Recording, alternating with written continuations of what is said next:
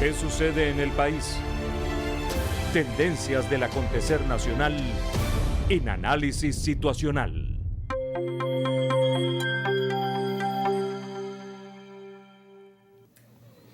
Existe un factor externo, injerencista y neurotizador que ha convertido estas elecciones presidenciales en las más injustas y desequilibradas de toda nuestra historia electoral.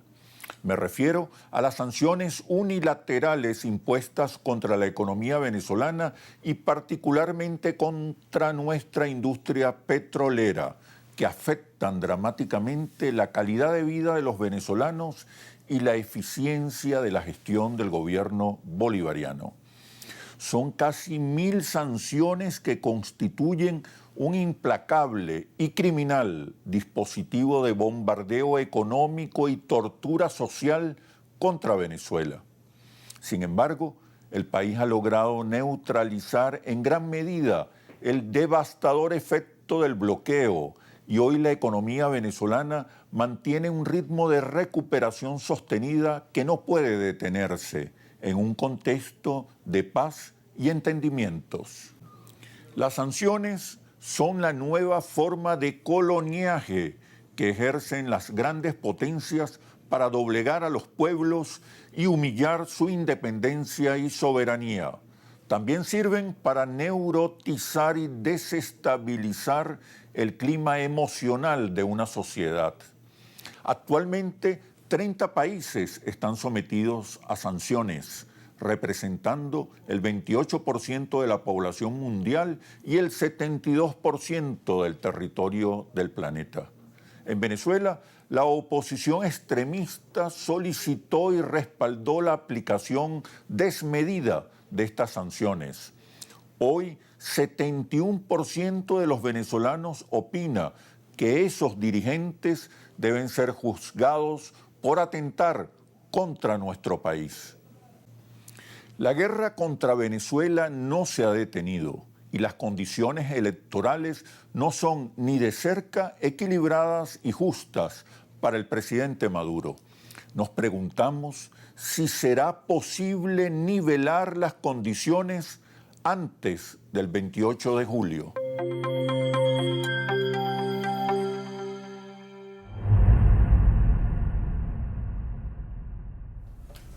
Bienvenidos a Análisis Situacional. Recuerde, no basta con estar informado, es necesario, es imprescindible un análisis a fondo, inteligente, plural, democrático de la situación. Hoy nos acompaña Claudio Fermín. Claudio Eloy Fermín nació en Barinas, es un dirigente político de amplia trayectoria, sociólogo, graduado en la Universidad Católica Andrés Bello, ha sido profesor universitario, fue viceministro de la Juventud, alcalde del municipio Libertador, alcalde de Caracas.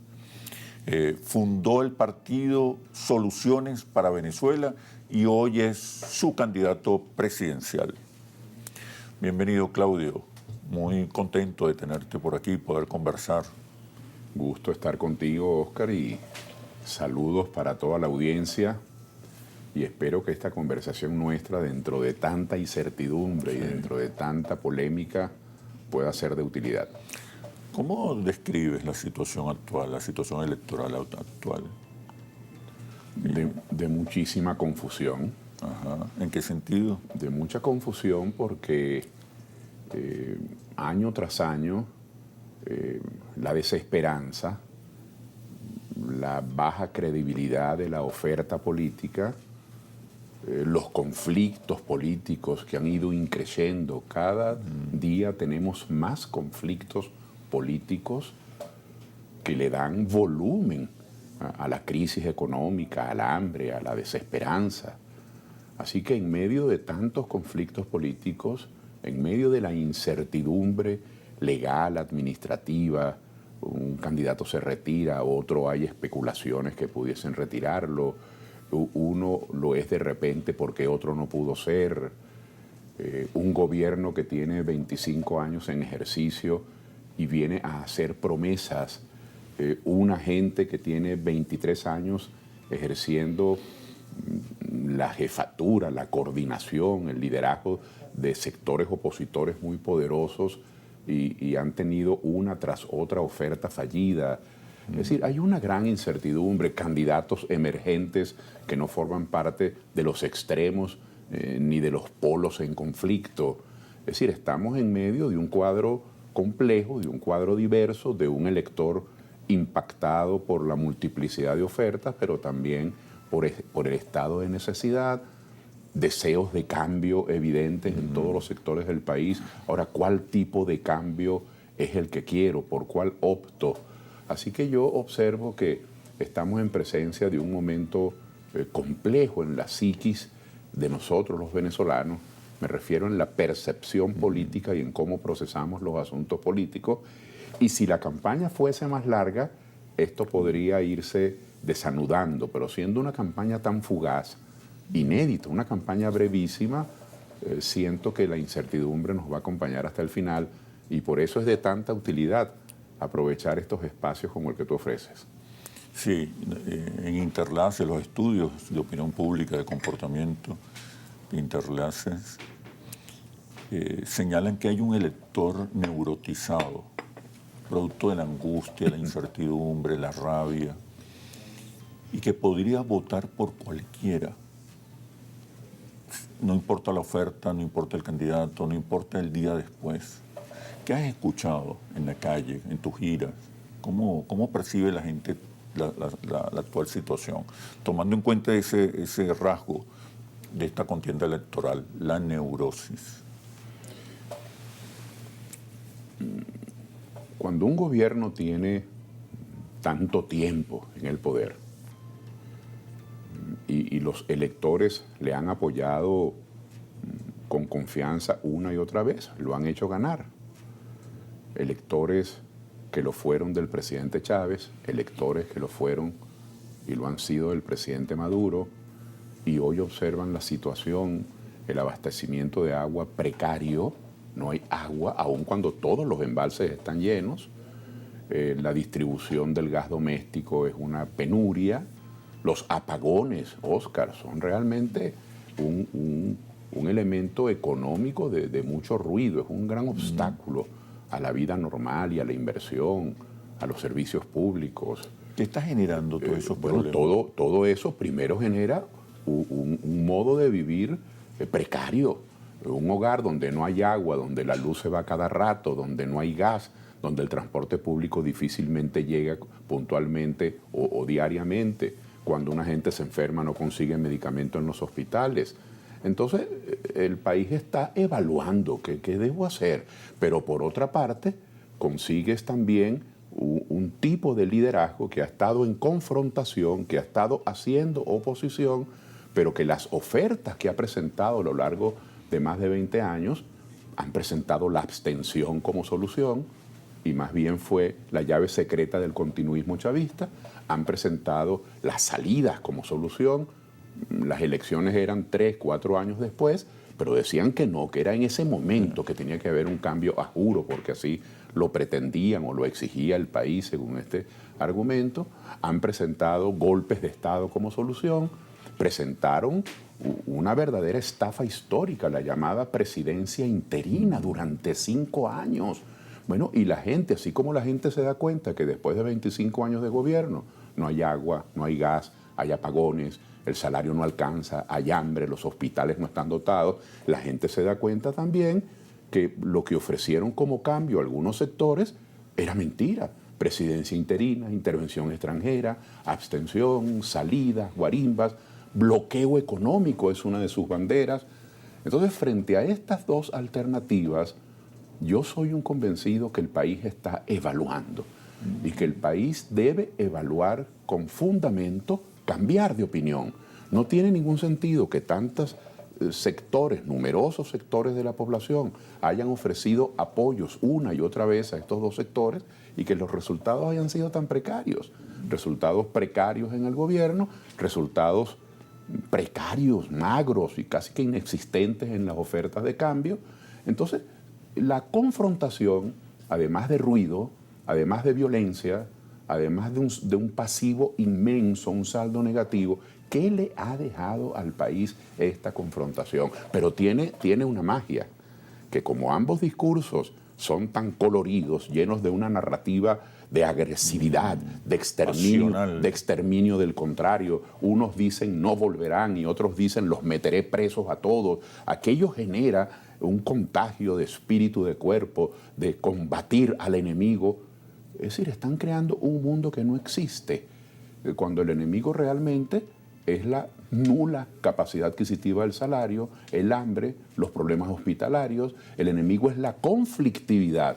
Mira, si tú le quitas, o si le quitases, Oscar, a muchos de estos líderes del extremismo, que no son todos, pero los más notorios, si tú le quitaras de su léxico, de su vocabulario, frases como no volverán, los aplastaré, los meteré presos a todos, etcétera, se quedarían mudos, porque no tienen más nada que ofrecer sino su enemistad. Pero esa enemistad vende. Quiero profundizar en la calidad de esa dirigencia de oposición, pero lo haremos una vez que regresemos de los comerciales. Con gusto. Ya venimos. ¿Qué sucede en el país? Tendencias del acontecer nacional en Análisis Situacional. ¿Qué sucede en el país? Tendencias del acontecer nacional en Análisis Situacional. Nos acompaña Claudio Fermín, candidato presidencial del movimiento Soluciones para Venezuela.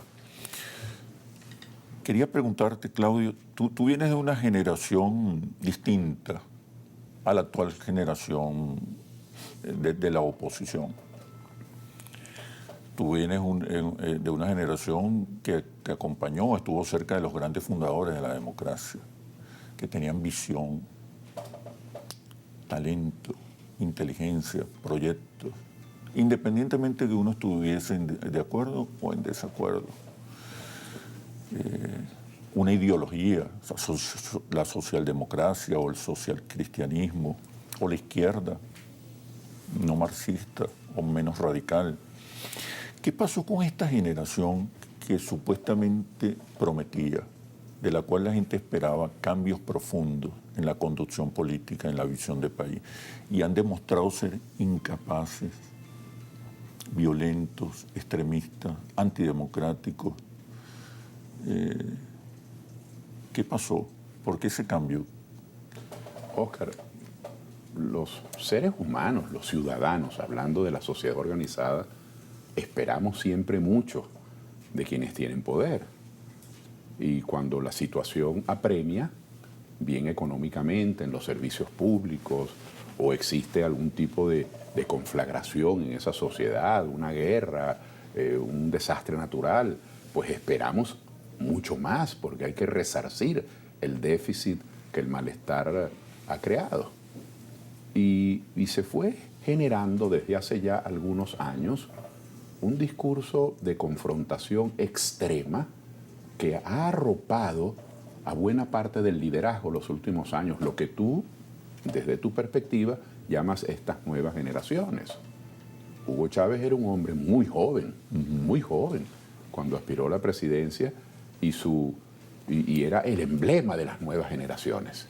Y provocó cambios en la política, en el discurso, en la relación. Y uno de sus primeros cambios fue el discurso confrontacional, el discurso de excluir a quien no estuviese de acuerdo con él, de confrontar a quien no estuviese de acuerdo con él. Y le recogieron el guante, y del otro lado entonces se encontró con quienes, combatiéndolo, oponiéndosele. El único mecanismo al cual apelaron fue también la confrontación extrema. La violencia. Hemos tenido desde hace ya un cuarto de siglo una contienda política en los extremos, domiciliada en los extremos. Yo he sido crítico, Oscar, de la política económica, he sido crítico de la manera como se recluta el personal en la administración pública, son actos de segregación y de exclusión. He sido crítico en el balance, pues, del funcionamiento de la administración pública y de los resultados. Pero además de la pésima política económica, me refiero a expropiaciones, confiscaciones, persecución a la propiedad privada, además del centralismo que se ha rehabilitado Ha habido un proceso de reconcentración de las decisiones en el Poder Ejecutivo Nacional en los últimos 20 años. Pero además de eso, ha habido un modelo político fracasado. El modelo político de la confrontación, el modelo político del exterminio del contrario. Pero ¿tú no crees que esa situación ha bajado? Y el país se ha venido despolarizando. Y hoy hay más consenso que nunca. Lamentablemente observo que no. Yo observo que existe toda una ansiedad, una angustia colectiva que ha sido canalizada por líderes que tienen vocación segregacionista. Líderes que plantean... ¿De ambos lados? Sí, ambos lados. Aquí hay líderes del chavismo que han educado a los seguidores y al país en general, porque son grandes comunicadores, los han educado en la tesis de que si la oposición no existiese, el país iría mejor. Y aquí hay líderes de la oposición que bajo el mismo simplismo, completamente distanciado de la realidad, le han hecho creer al país que si el chavismo no existiese, el país sería Disneylandia. En otras palabras, están fuera de la realidad. Es una esquizofrenia generalizada. Se han creado un propio mundo que no existe, porque realmente los chavistas existen, los copellanos existen, los adecos existen, los independientes existen, los masistas existen, los partidos nuevos como soluciones existen, y existe un país que no cree en ninguno de los partidos. Entonces, el país solo se puede recomponer con una acción inmediata y sustantiva de integración, de acuerdos, de entendimiento. Pero esos acuerdos y entendimientos son mecanismos a los que apelan los extremos solo cuando se están ahogando, cuando tienen la soga al cuello, es decir, no creen en los entendimientos. Yo he propuesto por eso, Oscar, como una manera de romper ese modelo político de confrontación extrema, un gobierno de integración. Es decir, un gobierno donde el interés nacional esté por delante y un gobierno donde personas de diferentes procedencias, de acuerdo a un programa común, subrayemos, pongamos énfasis en 6 o 7 puntos grandes del interés nacional. Así es que tenemos que recomponer al país. Pero pensar que el país se va a recomponer mediante la venganza, mediante la retaliación, no solamente es una grave equivocación, sino que sería profundizar los males que tenemos. Por eso a esto lo hemos llamado en mi candidatura un cambio para bien. Una cosa es un cambio para que el país funcione, un cambio para que el país se reconcilie, y otra cosa es un cambio para la retaliación, para la venganza, para la persecución. Yo escuchaba esa frase, una frase ruidosa y que tomó todos los titulares posibles. Los meteré presos a todos. Una frase escandalosa porque si algo hemos criticado es el abuso de los presos políticos. Entonces la solución es que haya más presos políticos. Esa es la solución. O la solución es desmantelar ese procedimiento y proceder a la reconciliación del país. Pero eso no lo permiten los extremos, porque cada quien en los extremos, que no es la mayoría de esas dos corrientes políticas, la mayoría del chavismo no está en los extremos y la mayoría del descontento y de la oposición no está en los extremos, pero los extremos conducen el debate político. Entonces, eso es un drama serio y yo por eso observo... ¿Por qué los extremos conducen el debate político y hay un país que se ha movido al centro político, que pide moderación, cese del conflicto, cese de la confrontación, acuerdos, unidad nacional, sobre todo para enfrentar los problemas económicos? ¿Qué pasa con aquellos dirigentes que se han colocado al centro, que le dan respuesta a una mayoría del país, pero que no terminan de posicionarse, de colocarse, de disputar a los extremos la conducción y la dirección, no solamente política, sino cultural, ideológica, simbólica? Pero me respondes, por favor, cuando regresemos a los comerciales. Ya venimos. ¿Qué sucede en el país? Tendencias del acontecer nacional en Análisis Situacional. ¿Qué sucede en el país? Tendencias del acontecer nacional en Análisis Situacional. Hoy nos acompaña Claudio Fermín, candidato presidencial del movimiento Soluciones para Venezuela. Me decías, Claudio, que el debate se han apropiado del debate los extremos políticos, los extremos electorales. y que hay un amplio sector de venezolanos que se ha colocado en el centro, que se ha movido el centro, cansado, fatigado por la polarización, por la confrontación inútil.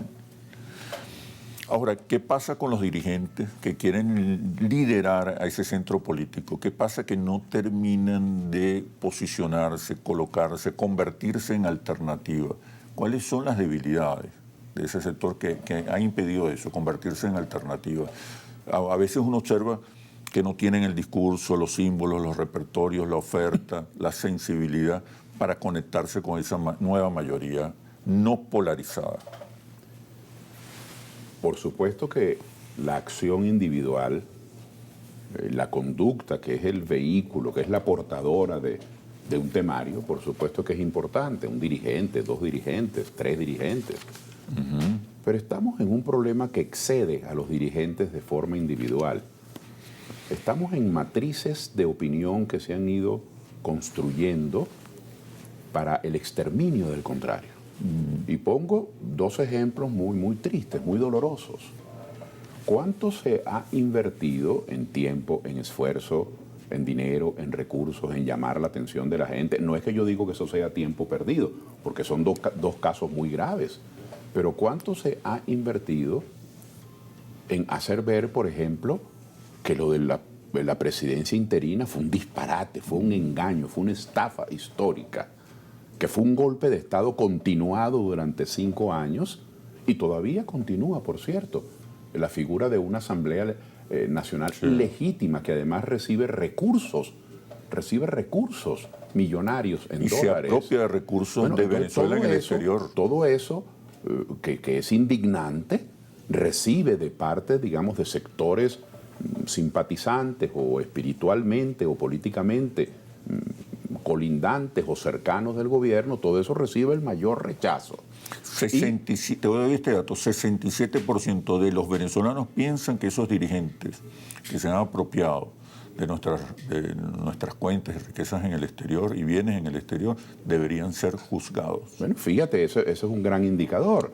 Y fíjate que lo que la gente opina que deberían ser juzgados, es decir, que se haga justicia, el ojo por ojo, el diente por diente. Entonces se ha empleado mucho tiempo y esa categoría es muy gruesa. Luego está de otro lado, ¿cuánto tiempo, dinero, recursos?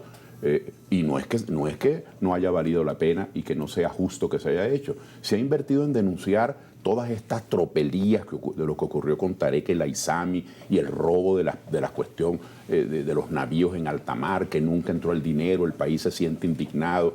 Ahora, competir con estos 2 hechos escandalosos, el hecho de Tarek El Aissami y lo que ocurrió alrededor de PDVSA, o lo que ocurrió con Rafael Ramírez alrededor de PDVSA, y competir con el escándalo de Guaidó y la Asamblea Interina, y Citgo y Monómeros, estos escándalos tan grandes, espantosamente nocivos para el país, bueno, han dejado como una voz solitaria a quienes reclaman a diario y reclamamos agua para las comunidades, dotación de los hospitales, salario digno para los trabajadores, protección social para los jubilados, transporte público digno para la gente, protección de las aguas y de los ríos. El arco minero, que es una cuestión tan grave, ha quedado como pico la cosa, ha quedado como un enano argumental frente a estos casos gigantescos.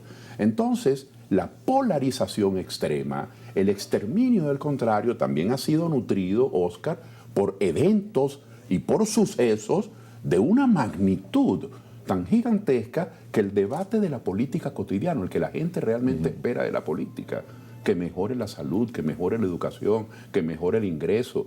¿Cuánta gente no está tirada en una cama? Miles de personas, porque no se pueden poner una prótesis de cadera. Eso es un problema de salud pública, eso no se aborda.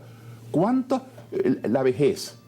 Yo digo así, en grandes categorías, la niñez, digamos, hasta los 11 años, la adolescencia de los 12 a los 17, la primera adultez de los 18 a los 28, la madurez de los 29, 30, a los 43, 45, categorías gruesas, pero la vejez. Hay viejos de viejos y hay jóvenes de jóvenes, pero digamos que la vejez puede comenzar a los 50. Bueno, Usted puede estar 30 años en la vejez, 40 años en la vejez, 50, 60, 70, 80, 90. La vejez es la etapa más larga de la vida. No es la juventud, ni es la adolescencia, ni es la niñez. Y esa vejez, que es la etapa más larga de la vida, Oscar, y la más frágil, son las cataratas, es la osteoporosis, es el lumbago, son los meniscos. Bueno, y no hay una clínica geriátrica por parroquia. Y no hay una protección real a los mayores, que no haya sido este anuncio completamente oportunista de crear un ministerio para la tercera o la cuarta edad, cuando en el fondo hay un Ministerio de Salud que debería proveer servicios a los mayores, hay un Ministerio del Trabajo que debería tener una medida digna para el monto de las jubilaciones y las pensiones, hay un Ministerio de Educación que debería ofrecer educación continua y ocupación positiva del tiempo libre para los mayores, y así. Entonces, todo el debate programático, el debate materialista sobre las condiciones objetivas de la vida, de cómo viven los seres humanos, la deuda que se le tiene a los trabajadores del IMAU, del Instituto Metropolitano de Aseo Urbano. Oscar, esto es una cosa escandalosa. Trabajadores que desde hace 26 años, 25 años, no se les han pagado sus prestaciones y están jubilados, y muchos de ellos se han muerto sin cobrarlo. Lo que se tiene con el Fondo de Pensiones de Petróleo de Venezuela, se extinguió, se esfumó el Fondo de Pensiones de Petróleo de Venezuela y no se dice nada. Esos son los problemas del país. Esos son los problemas reales. Bueno, esa discusión de los problemas reales, donde podemos tener diferencias con el gobierno o diferencias con otros sectores de oposición, o podemos y debemos tejer coincidencias, lo que llama un gobierno de integración, todo eso ha pasado a segundo plano, porque los grandes escándalos son las alcayatas de donde se guindan quienes, en una actitud segregacionista, fascista, como único objetivo tienen el exterminio del contrario. Es decir, la unidad nacional, el interés nacional como concepto está naufragando. Por eso convoco a un gobierno de integración. Eso no quiere decir que si se presentaran escándalos como estos no nos vamos a ocupar. Pero es que sobre esos escándalos debería haber también consenso e integración. Pero los problemas reales, agua, comida, salario, hay hambre, prestación. Mira, yo el otro día ponía un ejemplo coloquial, con esto termino esta reflexión. Tú vas a pagar a cualquier tienda con tu tarjeta de débito, cualquier persona, y le preguntan, ¿ahorro o crédito? Y la gente dice, ahorro. ¿Cuál ahorro? Si aquí hay 2, 3 generaciones que no saben lo que es ahorrar, porque la gente ahorra lo que le sobra de su salario, de su sueldo, y los sueldos apenas alcanzan para el pasaje. ¿Cuál ahorro? Si ya no hay cajas de ahorro. Ahorro porque, bueno, ahí es donde pagan por nómina, ahí es donde te pagan la pensión a un sector de la población, pero no porque haya libretas de ahorro. Ese es el drama económico, el problema del salario, el problema del ingreso. Yo le propongo entonces a quienes están tan distraídos en sus odios perpetuos de aquí para allá y de allá para acá, no les voy a proponer que se casen ni que hagan un pacto de vivir juntos, pero que comprendan que los problemas de la vida real del ciudadano, agua, comida, salud, ingreso, protección social, transporte público, luz, los problemas reales valen más que las enemistades de los políticos. Ese es el punto de por qué es necesario un gobierno de integración. Ajá. ¿Qué significa gobierno de integración? ¿Qué significa? Antes ¿Qué soluciones propones? ¿Cuáles son las propuestas? Pero me responde cuando regresemos de los comerciales. Ya venimos. ¿Qué sucede en el país? Tendencias del acontecer nacional en análisis situacional. ¿Qué sucede en el país? Tendencias del acontecer nacional en análisis situacional. Nos acompaña Claudio Fermín, candidato presidencial del movimiento Soluciones para Venezuela. Has propuesto un gobierno de integración. ¿Qué significa un gobierno de integración? ¿Es la promesa de un gobierno de unidad, consensuado, que establezca acuerdos? ¿Qué es ese gobierno de integración y cuáles son las soluciones? En algunos momentos de nuestra historia reciente, contemporánea, digamos desde el momento cuando el general Pérez Jiménez cesa y se va del país en adelante, digamos del 60 en adelante, hemos tenido gobiernos de amplitud, los ha habido. En 1958 ganó las elecciones Rómulo Betancourt de Acción Democrática y los perdedores, Unión Republicana Democrática y COPEI, gobernaron, los perdedores gobernaron. Es una cosa inédita.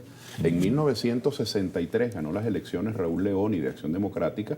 Por cierto, se las ganó a dos venezolanos muy importantes. Nuestro eximio escritor, el doctor Uslar, con el Frente Nacional Democrático, y una leyenda de la política, el doctor Jovito Villalba, de URD. Y qué curioso, Unión Republicana Democrática y el doctor Villalba y el Frente Nacional Democrático y el doctor Uslar perdieron con el doctor Leoni, y esos dos partidos gobernaron los 5 años.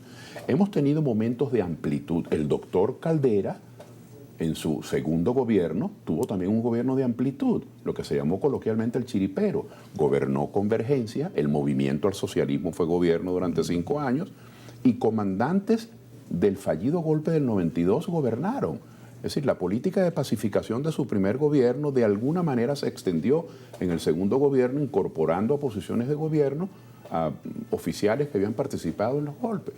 Carlos Andrés Pérez, en su segundo gobierno, en una modalidad no partidista, tuvo también un gobierno de amplitud.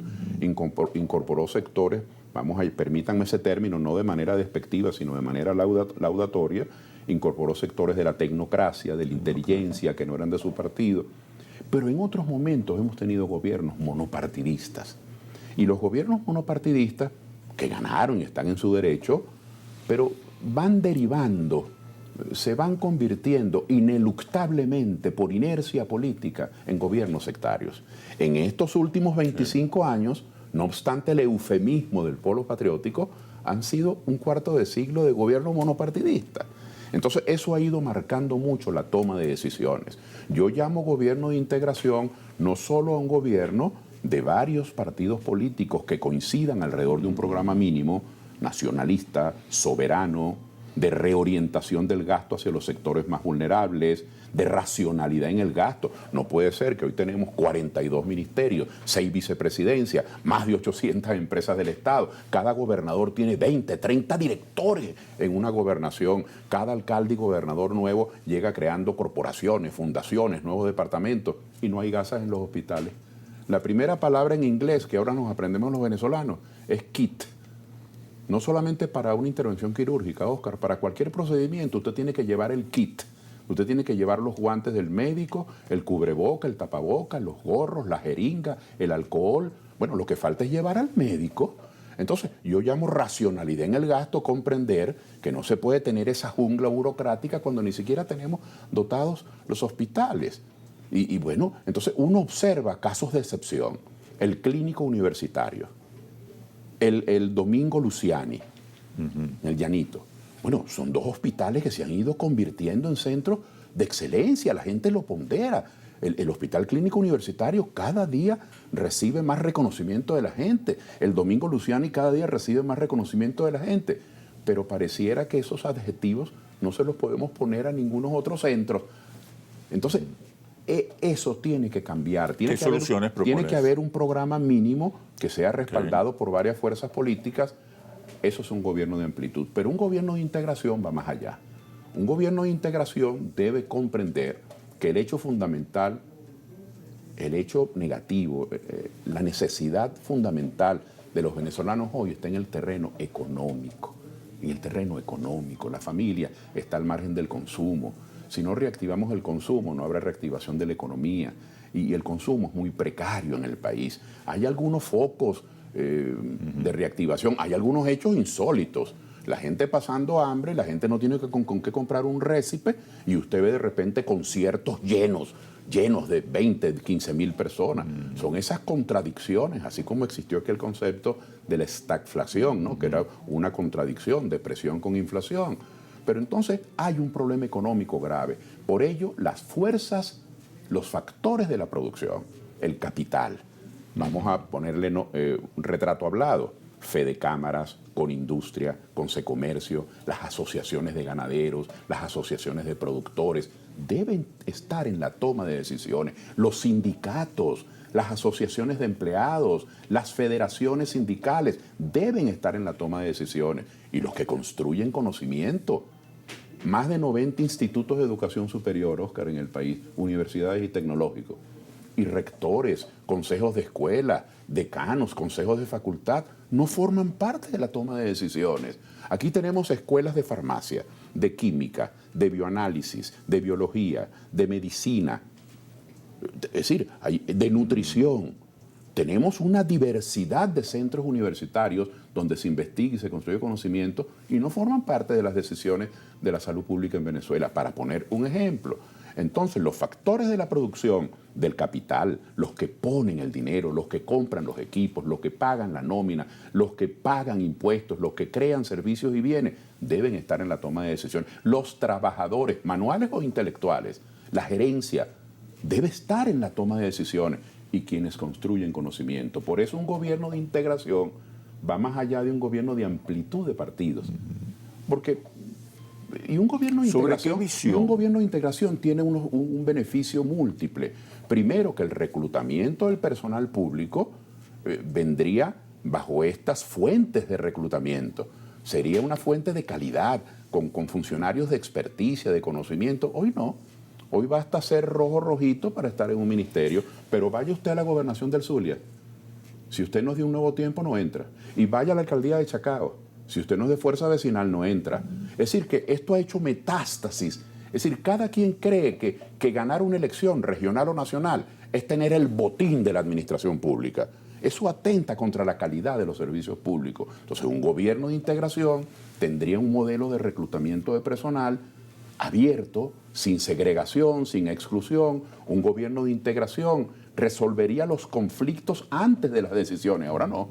Ahora se toman decisiones públicas, buenas, regulares o deficientes. Y los conflictos que las decisiones generan hoy día se resuelven a posteriori. Tú tienes que estar llamando a los diferentes sectores para informarles y consultarles cuando debieron ser parte de las decisiones. A eso llamo yo democracia. Y luego la corrupción. No es lo mismo, Óscar. Jamás que yo sea administrador de este supermercado, yo pago los cheques, yo pago la nómina, yo cobro, yo hago el cierre de caja, yo hago los depósitos bancarios, yo administro este supermercado. Y a final de año yo me voy a hacer la auditoría, yo mismo me hago la auditoría. Yo administro este hotel, esta ferretería. Y claro, los dueños tienen mucha confianza en mí, yo soy el administrador, pero yo mismo hago la auditoría. Entonces en Venezuela tenemos 25 años en los que el mismo que administra se controla. En cambio, en un gobierno de integración serían muchas miradas. No tengo prejuicio contra nadie, solo señalo un hecho. En un gobierno de integración, con el empresariado, con las fuerzas de los trabajadores, con las fuerzas de los académicos y con los partidos políticos participantes, son demasiadas miradas sobre el hecho financiero y administrativo, que sería, no voy a decir que perfecto, porque somos seres humanos, no somos arcángeles ni querubines, son seres humanos, pero sería un gran antídoto y sería una gran prevención contra el dispendio y contra el mal manejo y contra la apropiación indebida de los fondos públicos. Un gobierno de integración es mucho mejor que los gobiernos de exclusión y de segregación y de confrontación que hoy están planteando los extremos. ¿Sobre qué visión concreta, precisa, definitoria, sobre qué visión vas a convocar a todas esas voluntades a un gobierno de integración? Y quiero que en el próximo bloque también hablemos del tema de las sanciones, como un mecanismo de control imperial sobre nuestra economía y sobre la industria petrolera. Sí, señor. Son mecanismos de control que deciden, atentando contra nuestra soberanía, que deciden cuánto produces, a quién le vendes, con quién te asocias y qué vas a hacer. Muy importante que hablemos de eso, porque eso ha sido una daga en el próximo bloque del país. Ya venimos.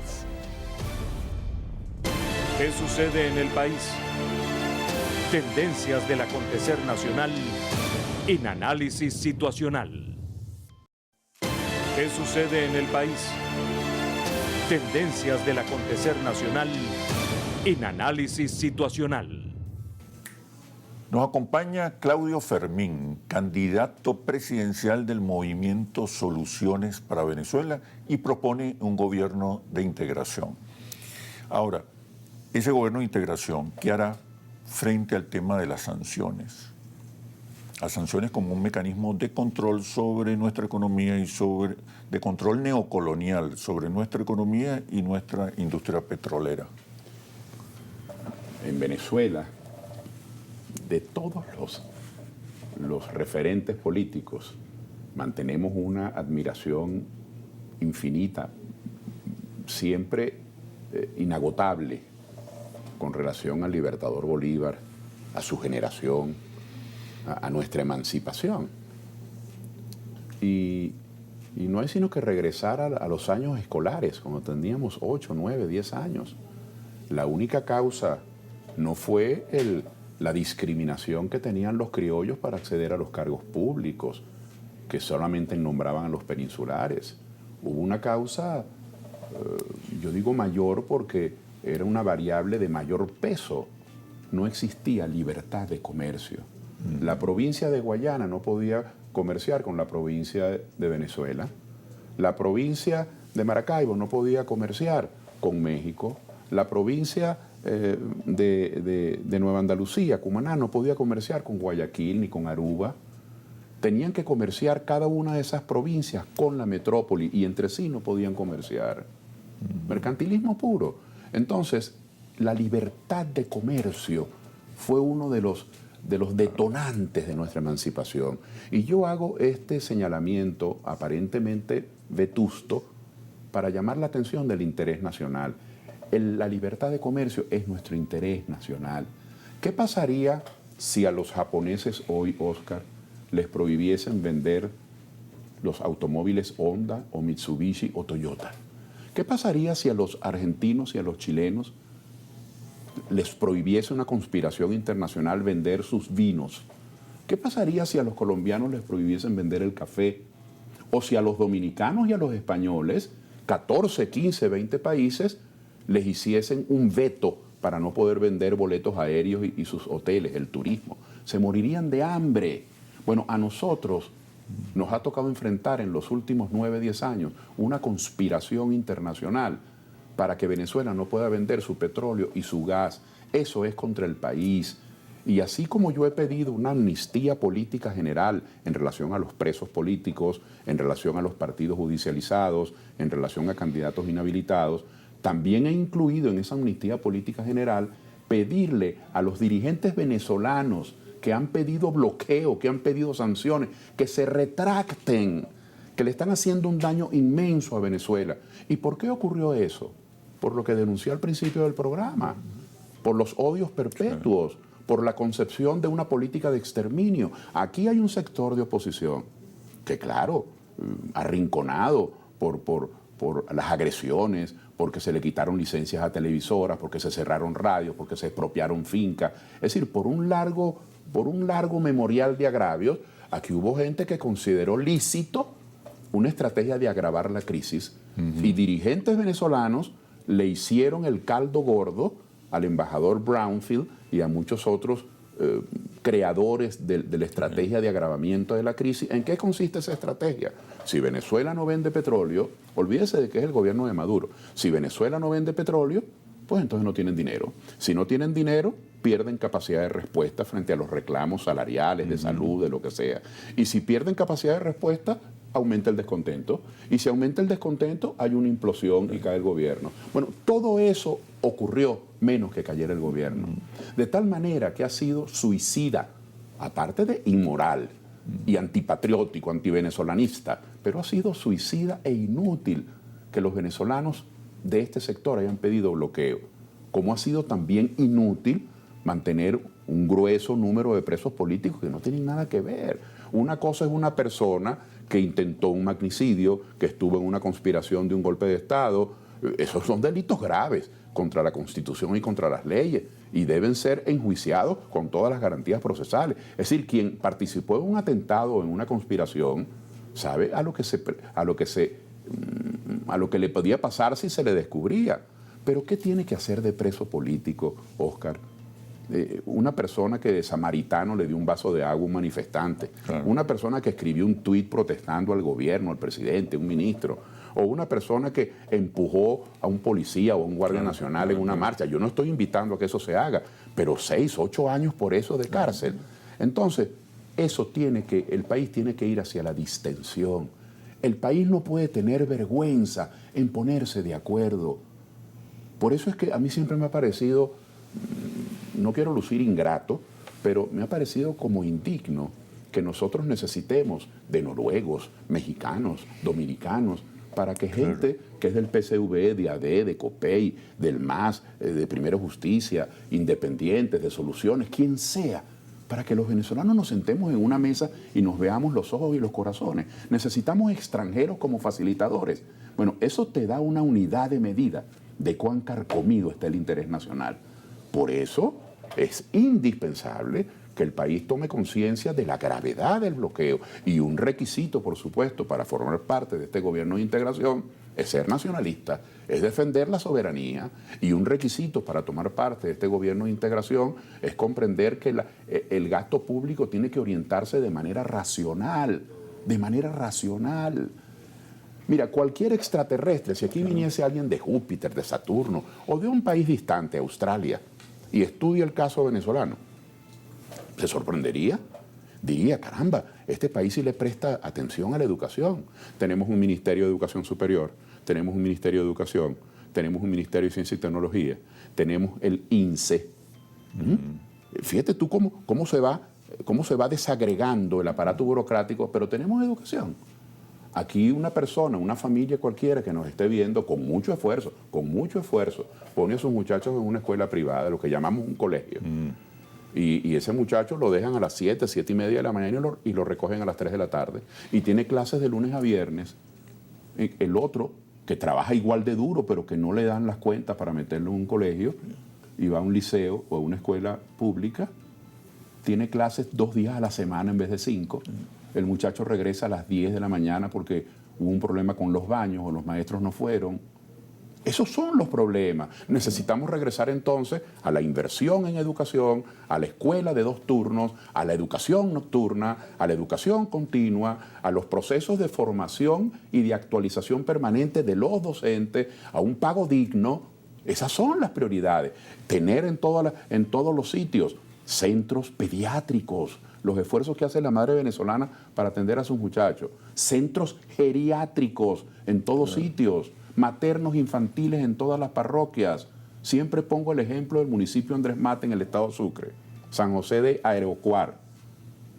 Cualquier muchacho de San José de Areocuar muestra su partida de nacimiento, nació en Cumaná, nació en Carúpano. No, ahí fue registrado porque ahí dio a luz su mamá, porque en su municipio, un municipio de tanta tradición histórica, que ha dado, que parió próceres de la independencia. Bueno, no hay un materno infantil, no hay 4 camas de un materno infantil. Entonces, una orientación de ese gobierno de integración, además de ser un gobierno patriota, nacionalista, es reorientar el gasto público hacia la salud, hacia la educación, hacia los salarios. ¿Por qué las pensiones tienen que estar ancladas al salario mínimo? ¿Quién dijo eso?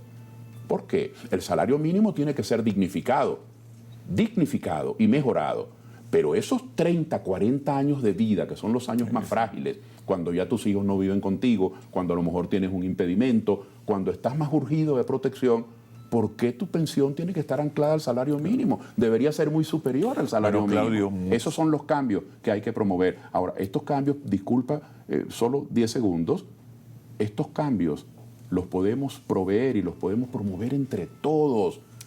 Pero hay 2 sectores extremos cuyo único propósito es el exterminio del otro. Eso no le sirve al cambio en Venezuela. Bueno, Claudio, muchísimas gracias. No, muchas gracias a ti. Por esta presentación, por este análisis situacional. Te deseo mucho éxito en tu campaña y espero que el país logre escucharte. Muchas gracias. Gracias a ti, Claudio. Nos vemos en un próximo análisis situacional por Globovisión. Periodismo libre, independiente, responsable y veraz. Hasta pronto.